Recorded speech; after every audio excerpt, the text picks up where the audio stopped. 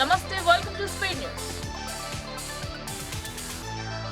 ప్రజాపాలన విజయోత్సవాల్లో భాగంగా రైతు మహిళా సంబరాల్లో భాగంగా భీమ్గల్ మండలం మెండర గ్రామంలో ముఖ్యమంత్రి రేవంత్ రెడ్డి చిత్రపటానికి కాంగ్రెస్ పార్టీ ఆధ్వర్యంలో మహిళలు, రైతులు పాలాభిషేకం చేశారు.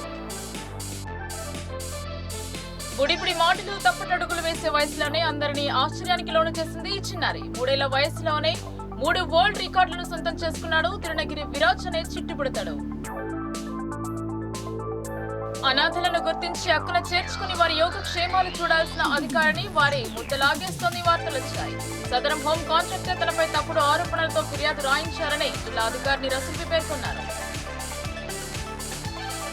తెలంగాణ ప్రభుత్వం అంగన్వాడీ కేంద్రంలో పౌష్టిక విలువలతో కూడిన ఆహారంతో పాటు నాణ్యమైన విద్యను అందిస్తుందన్నారు. Ramadugu primary headmaster Rasheed చేతుల మీదుగా స్కూల్ యూనిఫామ్స్ అందజేశారు. పిల్లలందరూ స్కూల్ యూనిఫామ్ లో రావాలని పిల్లలకు తెలియజేయడం జరిగింది. ధూమ్ సినిమాలో లాగా ధూమ్ మచాలే అంటూ ద్విచక్ర వాహనంపై రైలుకు ఎదురెళ్లి ఓ యువకుడు ఆత్మహత్య చేసుకునేందుకు ప్రయత్నించి కటకటాల పాలయ్యాడు. ద్విచక్ర వాహనాన్ని పక్కకు తీయాలని చెప్పినా వినకపోవడంతో సదరు యువకుడికి రైలు పైలట్లు దేహశుద్ధి చేశారు.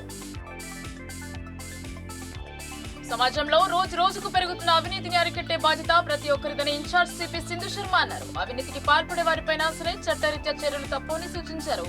ఏసీబీ వారోత్సవాలను నిర్వహించారు. మెనూ ప్రకారం విద్యార్థులకు భోజనం పెట్టాలని కార్మికులను వేధింపులకు గురి చేస్తున్నారని మధ్యాహ్న భోజన ఏజెన్సీ జిల్లా కార్యదర్శి చక్రపాణి అన్నారు.